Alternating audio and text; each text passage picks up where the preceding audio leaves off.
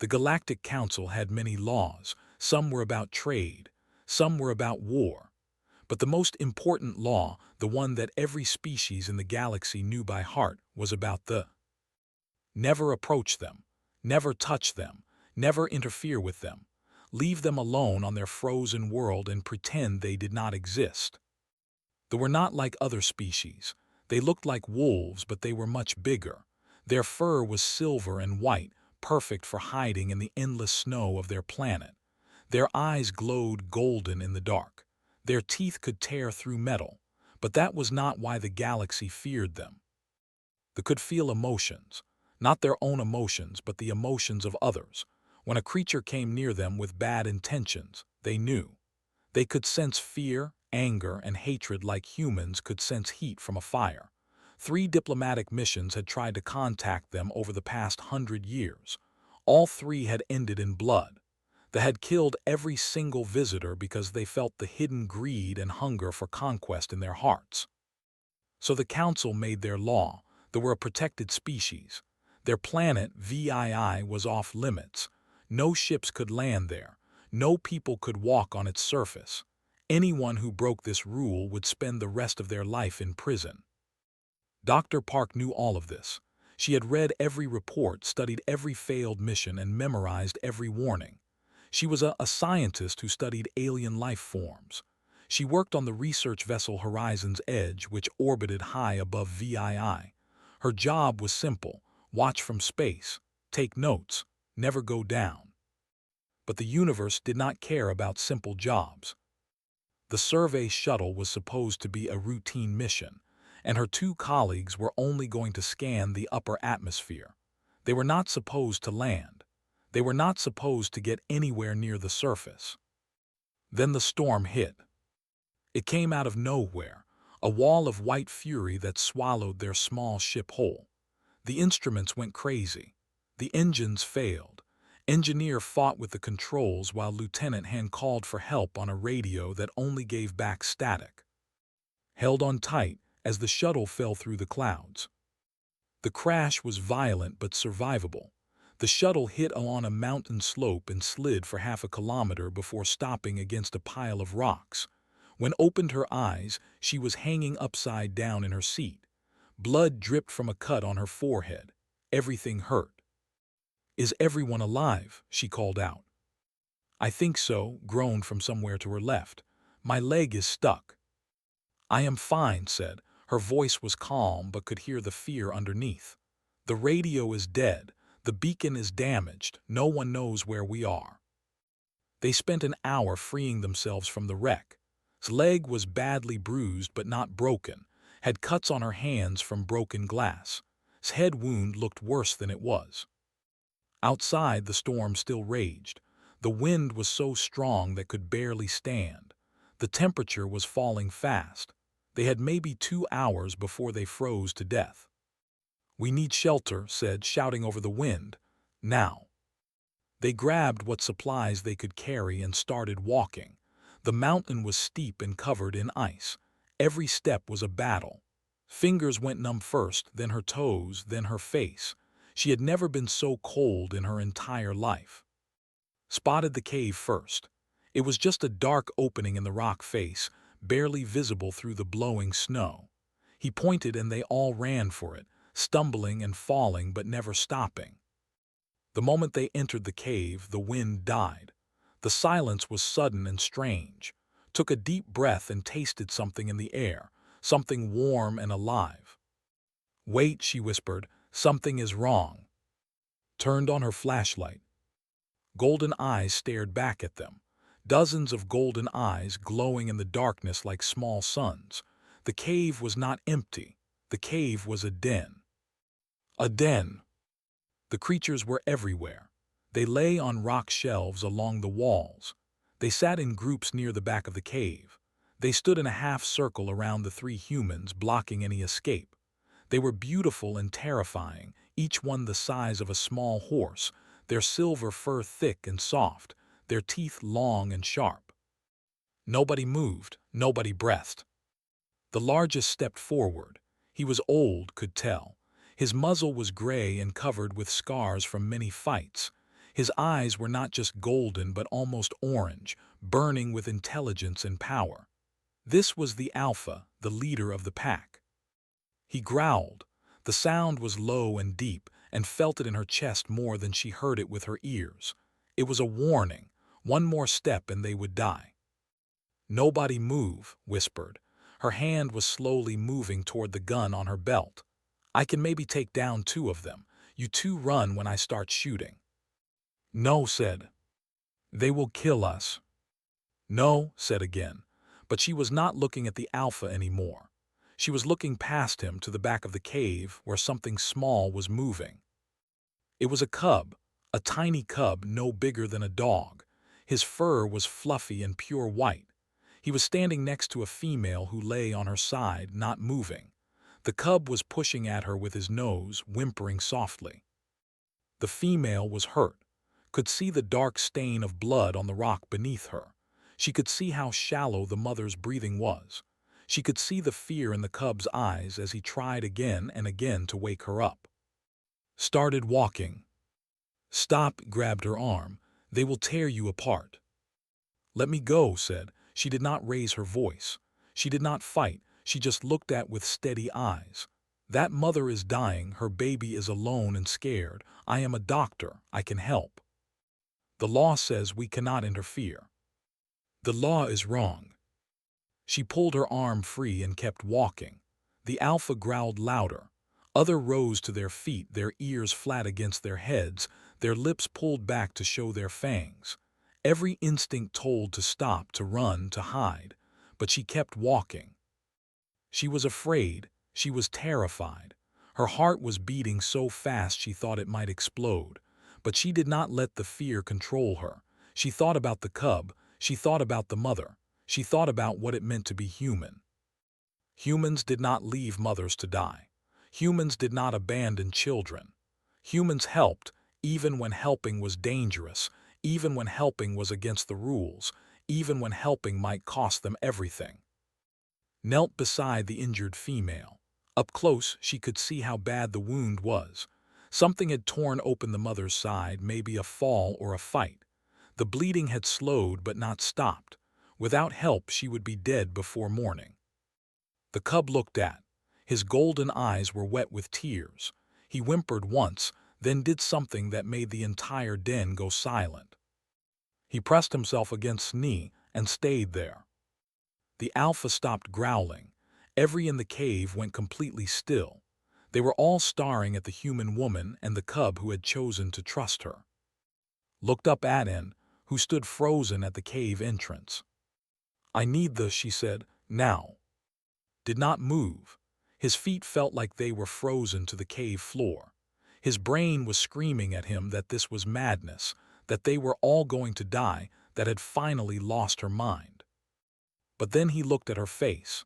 She was kneeling in the dirt, surrounded by creatures that could kill her in seconds, and she was completely calm. Her hands were steady. Her eyes were clear. She was not pretending to be brave. She actually was brave. She said again, "The please." He looked at.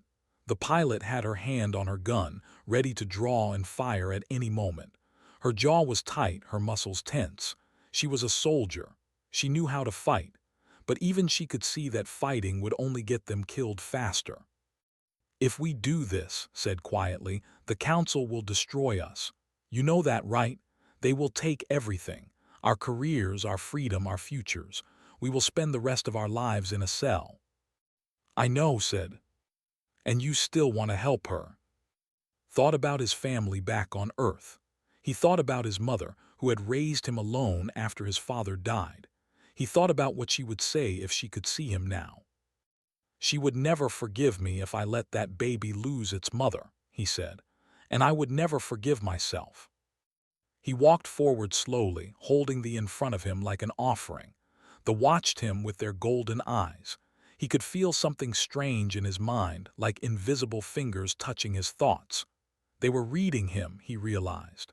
They were searching for lies, for hidden evil, for any reason to attack. They found nothing but fear and hope, and the desperate wish to help. Knelt beside and opened the. Inside were bandages, medicine, surgical tools, and a small machine that could scan injuries. It was basic equipment designed for human bodies. He had no idea if it would work on an alien wolf. "Let me see what we are dealing with," said. She ran the scanner over the injured female's body. The results appeared on a small screen. Internal bleeding, 2 broken ribs. The wound is infected. She has been lying here for days. "Can you fix it?" asked. "Maybe. I am not a surgeon, but I have to try." She opened the female's wound carefully, using a small blade to cut away the dead tissue. The smell was terrible, like rotting meat and old blood. Did not flinch. She worked with steady hands, cleaning and cutting and stitching. The Alpha watched everything. He had not moved from his spot near the cave entrance. His orange eyes never left hands, but his growling had stopped. His ears were no longer flat against his head. He was still dangerous, still ready to kill, but something had changed. He was waiting. The cub stayed pressed against his leg the entire time. He was shaking with cold and hunger, found a thermal blanket in the and wrapped it around the tiny creature. The cub looked up at him with grateful eyes. "He is starving," said. "When did he last eat?" "Probably not since his mother got hurt," replied without looking up. "Cubs cannot hunt. They depend on their mothers completely for the first year of their lives. So if she dies, he dies too." Had moved closer. She was still watching the pack, still ready to fight, but her expression had softened. She looked at the cub, then at the dying mother, then at its bloody hands working to save a life. "What do you need?" asked. "Light," said. "More light. I cannot see what I am doing." Pulled out her flashlight and held it steady, pointing the beam at the wound. The light revealed something terrible. The infection had spread deeper than had thought. The tissue around the wound was dark and dying. "I need to cut more away," said. "Hold her still. If she moves, I could kill her." Put his hands on the female's body. Her fur was surprisingly soft, like touching a cloud. Under the fur, her muscles were hard and powerful. Even injured, even dying, she was stronger than any earth animal he had ever seen. "I am sorry," he whispered to her. "This is going to hurt." Started cutting. The female's eyes opened. They were golden like the others, but dimmer, clouded with pain and fever. She looked then at her cub pressed against the strange creature's leg. She made a soft sound, something between a whine and a sigh. Then she closed her eyes and let them work. The pack felt everything through their bond. They felt the mother's pain as cut away the infected flesh. They felt her fear as strange hands touched her body, but they also felt something else. They felt the human's emotions. Fear, so much fear. These small, weak creatures were terrified. They knew they could die at any moment. They knew they were breaking their own laws. They knew that even if they survived this night, their lives would never be the same. But they kept working anyway. The Alpha could not understand it.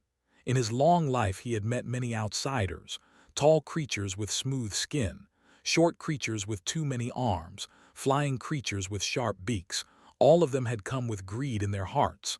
All of them had wanted something from the land, resources, slaves, power. These humans wanted nothing. They were not here to take, they were here to give. It made no sense, and yet the Alpha could feel the truth of it in their minds. They were not lying. They were not hiding anything. They simply saw a mother dying and a child alone, and they decided to help. The Alpha had a name, though no outsider had ever learned it. In the language of his people, his name meant first snow. He had led this pack for 20 winters. He had fought off rivals, hunted great beasts, and protected his family from every danger. He had never once needed help from anyone outside the pack. But watching these strange creatures work, he began to wonder if he had been wrong about outsiders all along. Hours passed. Hands cramped, her back ached. Her eyes burned from staring at the wound for so long, but she did not stop. She stitched the torn flesh back together. She gave the mother medicine to fight the infection. She wrapped the wound in clean bandages. Finally, near dawn, She sat back and let out a long breath. "I have done everything I can," she said. Her voice was rough with exhaustion. "Now we wait." The cub climbed into her lap. He was so weak that he could barely move. Held him close, sharing her warmth with his tiny body. "You need a name," she whispered to him. "I am going to call you, it means stone, because you are tough, little one. You have survived so much." Looked up at her and made a small sound. Then he closed his eyes and fell asleep. The alpha walked over. His heart nearly stopped as the massive creature approached. He was close enough to touch, close enough to kill. But he did not attack. He simply looked at her with those ancient orange eyes. Then he lay down beside the injured female and rested his great head on his paws and sat against the cave wall, too tired to move. Outside, the storm still raged. They were trapped here in a den full of predators, with no way to call for help and no hope of rescue. But somehow thought they were safer than they had ever been. She looked at the mother, still breathing, still fighting to live. She looked at the cub in her arms, warm and peaceful. She looked at the pack around her, no longer enemies but something else, something new. "We are going to be okay," she said softly. And for the first time since the crash, she actually believed it. The storm did not stop. Day after day, the wind howled outside the cave like an angry beast. The snow piled higher and higher until the entrance was almost completely blocked. The three humans were trapped, and no one was coming to save them. But slowly, something amazing began to happen. On the second day, the mother opened her eyes. Her name, would learn later, was something that sounded like the wind moving through pine trees, but called her, which meant grace in her grandmother's language. It seemed right for a creature who had fought so hard to stay alive. Was weak, she could not stand, she could barely lift her head, but she was alive, and every hour that passed she grew a little stronger. Never left side. He followed her everywhere, his tiny paws patting on the cold stone floor. When she sat down, he climbed into her lap. When she slept, he curled up against her chest. The bond between them grew deeper every day. At first, the other kept their distance from the humans. They watched from the shadows, their golden eyes following every movement. But on the third day, something changed. Had found some frozen meat among the supplies the pack had stored in the back of the cave. He was an engineer, not a cook, but his mother had taught him how to prepare food when he was young. He built a small fire using broken equipment from their shuttle and began to cook. The smell filled the cave. They had never smelled cooked meat before. They ate everything raw, the way their ancestors had done for thousands of years. But this smell was different. It was warm and rich and somehow made the cold seem less terrible.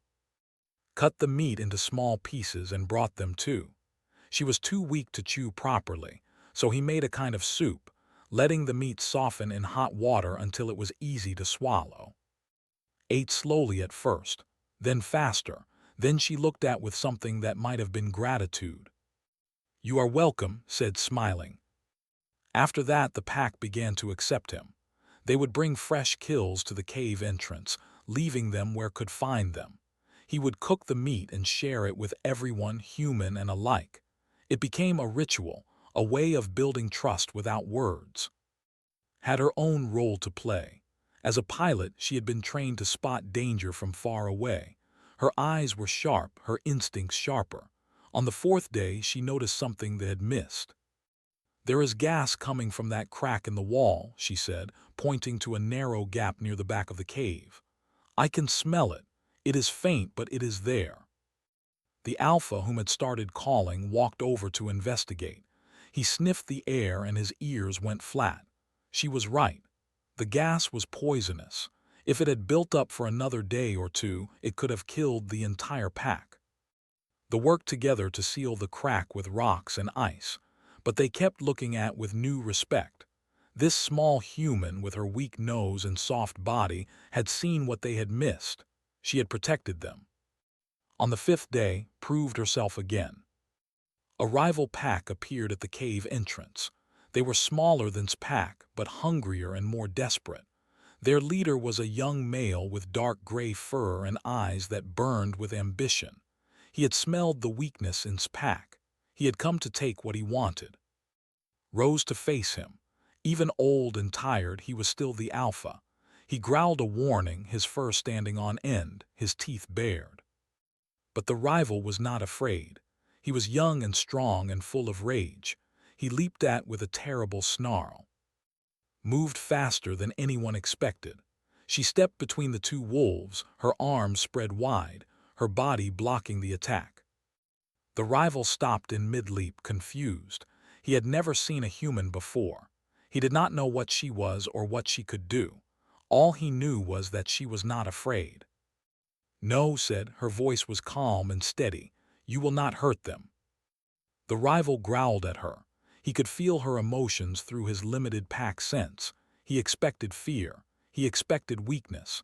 But all he found was something hard and unbreakable. This creature was ready to die. She was ready to fight with her bare hands against a predator twice her size. She was completely, utterly fearless. He had never met anything like her before. The rival Pack fled. They ran back into the storm and did not return. Watched them go, then turned back to face. The alpha walked up to her slowly. He was so big that his head was level with her chest. His orange eyes studied her face. Then he did something no had ever done to an outsider. He pressed his forehead against hers. In the language of the Pack, this meant family. It meant trust. It meant that her enemies were now his enemies, and his home was now her home. Stood very still. She could feel something in her mind like a door opening to a room she never knew existed. Through that door came emotions that were not her own. Pride, gratitude, respect. The alpha was sharing his feelings with her, letting her into the Pack bond. "Thank you," she whispered. Made a soft sound in his throat. He did not need words to tell her that she was welcome. The days passed slowly after that, grew stronger.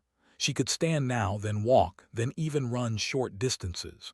Grew too, his white fur becoming thicker and softer. He was still attached to, but he had also started playing with the other cubs in the Pack. Spent hours sitting with them, learning their ways.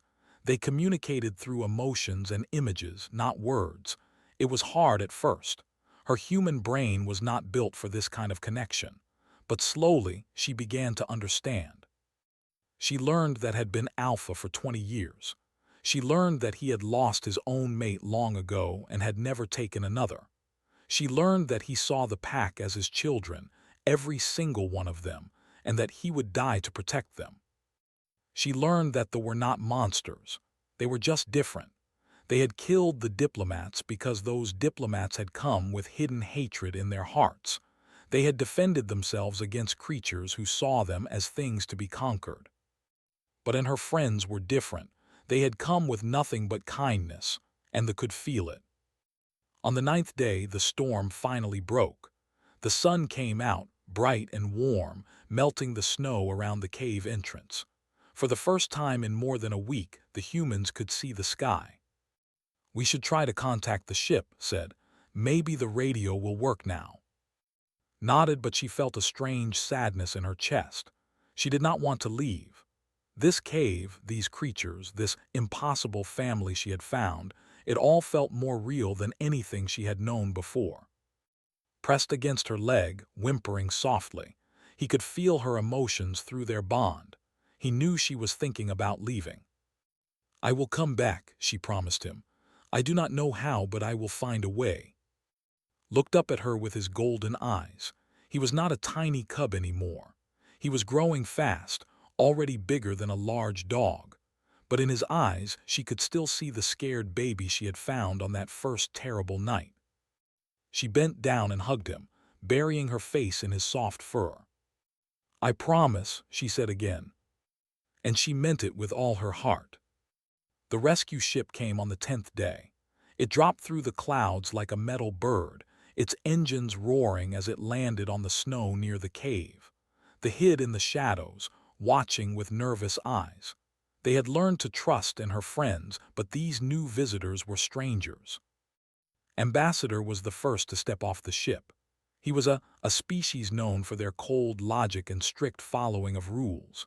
He had 4 arms, blue skin, and a face that showed no emotion. Behind him came a team of soldiers in heavy armor, carrying weapons that could kill with a single shot. Stood at the cave entrance within. They knew what was coming. They had broken the law, and now they would pay the price. Dr. Park said. His voice was flat and mechanical, translated by a device on his collar. Engineer, Lieutenant Han, you are under arrest for violation of the Protected Species Accord. You have committed 17 separate crimes against galactic law. We saved a life, said quietly. You interfered with a protected civilization. You touched members of a restricted species. You shared human technology with per-contact beings. Shook his head slowly. The punishment for these crimes is indefinite detention. You may never see your home again. The soldiers moved forward, pulling out energy restraints. They grabbed first, locking her wrists together. Then, the restraints hummed with power impossible to break. From inside the cave came a sound, a howl long and sad rising up into the cold air, then another, then another. The entire pack was crying out, their voices joining together in a song of grief. Burst from the shadows. He had grown so much in the past days, but he was still young, still not fully in control of his body. He stumbled and fell, then got back up and kept running until he reached. Stay back, one of the soldiers shouted, raising his weapon. No, threw herself in front of, putting her body between him and the gun. He is just a cub. He will not hurt anyone. Pressed against her legs, shaking with fear. He could feel the hatred coming from the soldiers, the cold anger from the ambassador. These creatures were not like his human friends. These creatures were dangerous. Remove the animal, ordered. A soldier reached for. The cub snapped at him, his small teeth catching the edge of the man's glove. The soldier cursed and stepped back. I said remove it. Touch him again and I will make sure you regret it, said. Her voice was ice cold. Even with her hands bound, she looked ready to fight. Turned to her with something like curiosity in his eyes. You threaten my soldiers while under arrest. You are either very brave or very stupid. I am protecting my family. Family? Almost laughed. These creatures are not your family. They are animals. Dangerous animals that have killed dozens of people over the past century. They killed people who came to hurt them, said. We came to help, that is the difference. Before could respond, something moved in the cave, something big. Walked out into the light. He moved slowly, each step careful and deliberate. Behind him came the rest of the pack, one by one, filling the space around the cave entrance.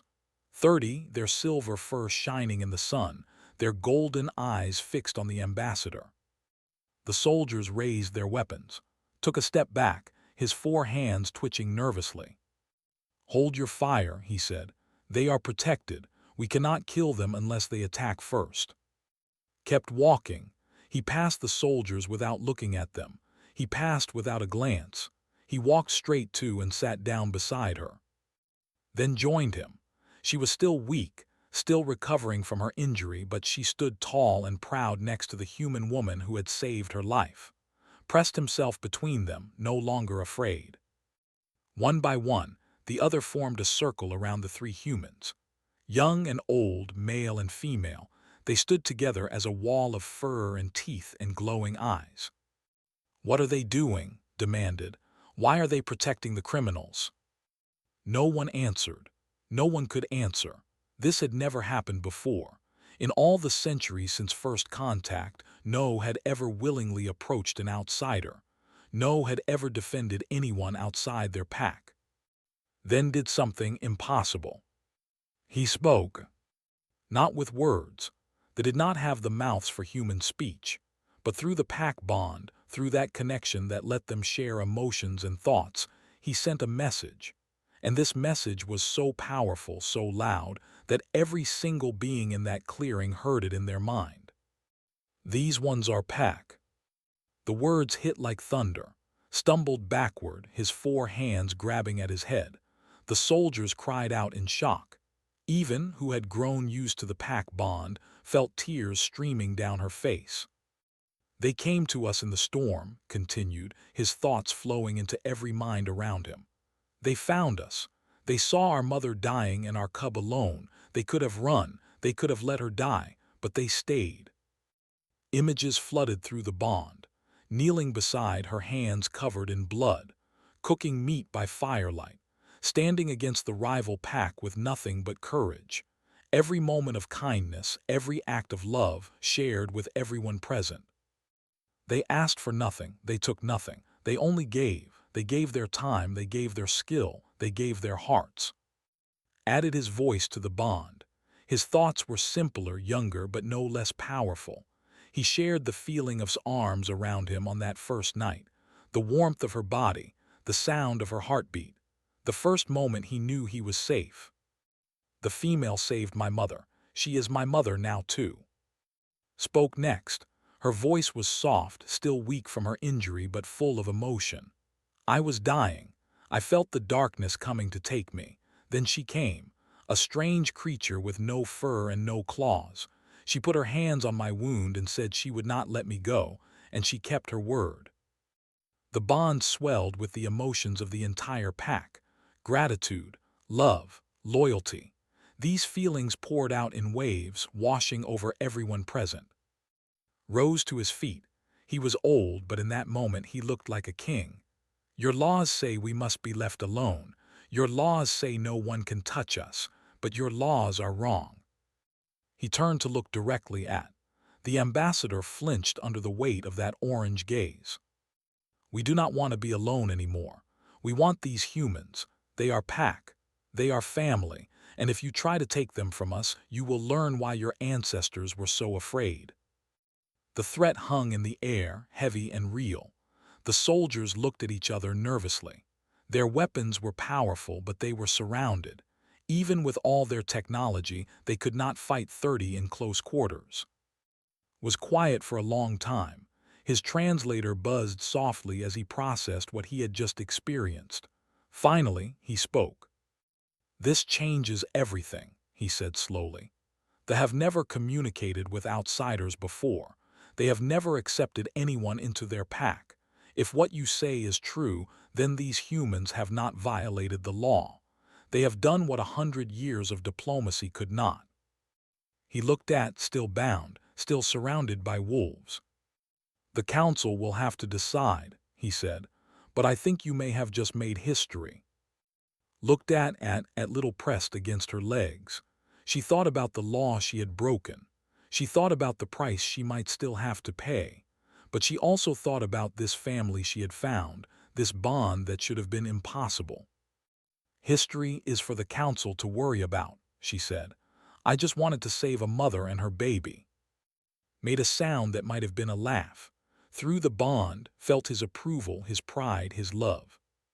That is why you are pack, he said. The trial lasted 3 months. Stood in the great hall of the Galactic Council, surrounded by representatives from 1,000 worlds. The hall was massive, a dome of glass and metal floating in space above the council's home planet. Stars shone through the transparent ceiling, cold and distant. She was not alone. Stood on her left, his hands clasped behind his back. Stood on her right, straight and tall in her dress uniform. And beside them, sitting calmly despite the stares and whispers, was. He was fully grown now. 3 months had transformed him from a scared cub into a powerful adult. His fur was silver and white, his eyes burned gold, and his shoulders reached his waist. He had refused to stay behind on VII. Where his human mother went, he went. The council had never seen anything like it. A walking through their halls, sitting in their chambers, looking at them with intelligent eyes. Some representatives were afraid, some were fascinated, a few were angry. But none of them could deny what they were seeing. Dr. Park, said the High Speaker, a tall being with gray skin and 3 eyes. You have admitted to breaking the protected species accord. You touched the, you shared technology with them. You formed emotional bonds with their pack. Under our law, these actions carry severe penalties. I understand, said. And yet they have spoken for the first time in our recorded history. They have asked us to spare you. They have called you family. The High Speaker leaned forward.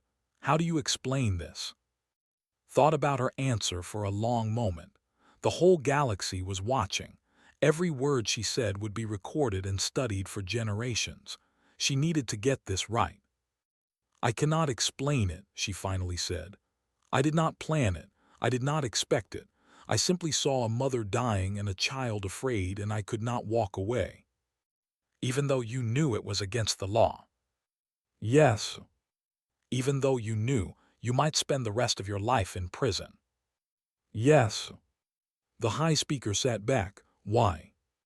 Looked at, he was watching her with calm eyes, trusting her completely. Through their bond, she could feel his love, his pride, his absolute faith that she would make everything right. Because that is what humans do, she said. We break rules when the rules are wrong. We reach out when everyone tells us to stay away. We see something suffering and we try to help, even when helping is hard, even when helping is dangerous, even when helping might destroy us. She turned to face the full council, hundreds of alien faces staring down at her. Your laws were made to protect the. I understand that. After what happened to the early expeditions, you wanted to keep them safe from outsiders who might hurt them, but protection became a prison. You did not just keep the dangerous ones away. You kept everyone away. You left the alone for 100 years because you were afraid. She took a deep breath. Humans are afraid too. We are afraid all the time, but we do not let fear stop us from reaching out. We do not let fear stop us from trying to connect. That is not a weakness. That is our greatest strength. The hall was silent, could feel her heart pounding in her chest. She had said everything she needed to say. Now the council would decide. The vote took 3 days. Representatives argued and debated and sometimes shouted at each other. Some wanted to punish the humans as an example to others. Some wanted to reward them for achieving first contact. Some did not know what to think. In the end, the count was 847 to 12. Not guilty. But the council did not stop there. They recognized that something fundamental had changed. The old laws did not work anymore. They needed new ones. They created a new classification called Emergent Contact Species. These were worlds where isolation had done more harm than good, where keeping outsiders away had not protected the natives, but had only made them lonely. VII was the first world on the list. Returned to the planet not as a criminal but as an ambassador. She was given a small station near the northern highlands, close enough to visit the pack whenever she wanted. Her official title was Human Liaison, but they called her something else. They called her Pack Mother. Stayed too. He built a research station that quickly became famous across the galaxy. Scientists came from hundreds of worlds to study but they had to follow new rules. No weapons, no deception, no hidden agendas. Anyone who wanted to meet the pack had to pass a test first, one that measured not knowledge or skill, but kindness. Trained the first joint security force, and human working together to protect the planet. The rival packs that had once threatened territory learned to respect the new order. There were still conflicts sometimes, but now there was also justice. Years passed, grew into one of the strongest males in the pack. He never took a mate or started his own family. He stayed by side, her protector, her partner, her son in every way that mattered. Grew old and tired. His orange eyes dimmed. His legs grew weak. But he was not sad. He had seen his pack flourish in ways he never imagined. He had seen the walls between worlds come down. He had seen the impossible become real. On his last night, called to his side. She knelt in the snow beside him, her hair gray now, her face lined with age. but her eyes were still bright, still full of the same fire that had made her walk into a den full of predators all those years ago. "You changed everything," said through the bond. His voice was weak, fading like the last light of day. "You reached out when everyone else ran away. You saw us as family when everyone else saw us as monsters." "You were never monsters," said softly. "You were just waiting for someone to understand." Made a sound that might have been a laugh. "Perhaps, or perhaps you are the strange ones. Perhaps your species is broken in a beautiful way." "What do you mean?" "Other species look at the universe and see threats. They build walls, they make rules, they protect themselves from everything that is different." Eyes found hers. "Humans look at the universe and see family waiting to be found. You cannot help yourselves. You must reach out. You must connect. Even when it hurts, even when it kills you, you must love." He closed his eyes. "That is why you are special," he whispered. "That is why you will change everything." He did not speak again. Stayed with him until the end, her hand resting on his great silver head. The pack gathered around them, sharing their grief through the bond. Even was there, the ambassador who had once come to arrest her. He had spent years learning from and his cold heart had slowly warmed. When finally past, the pack lifted their voices in a song of mourning. The sound echoed across the mountains, carried by the wind, reaching all the way to the stars. Every year after that, when the first snows came to the northern highlands, the pack would gather at the old cave. They would sit in the same places where everything had begun, and they would remember. Always came, and too, though they were old and slow now, would rest his great head in his lap just like he had when he was a cub. Through their bond, they would share memories of the past and hopes for the future. And sometimes, when the night was quiet and the stars were bright, would feel something else through the bond. A distant presence, warm and proud, watching over them all. She liked to think it was, still part of the pack, still protecting his family. She liked to think that love, real love, never truly dies. It just changes form. On those nights, surrounded by her impossible family, would close her eyes and feel something she had searched for her whole life. Home. She had found it in the last place anyone expected. In a frozen cave, on a forbidden world, among creatures that everyone else feared. She had found it by breaking the rules, by reaching out, by choosing love over fear. And in doing so, she had changed the galaxy forever. That was the human way. That was what made them special. That was why, across 1,000 worlds, they would tell this story for generations to come. The story of a woman who reached for a cub and brought two species together. The story of 3 humans who proved that the heart does not recognize borders or laws or differences. The story of family. The story of home. The end.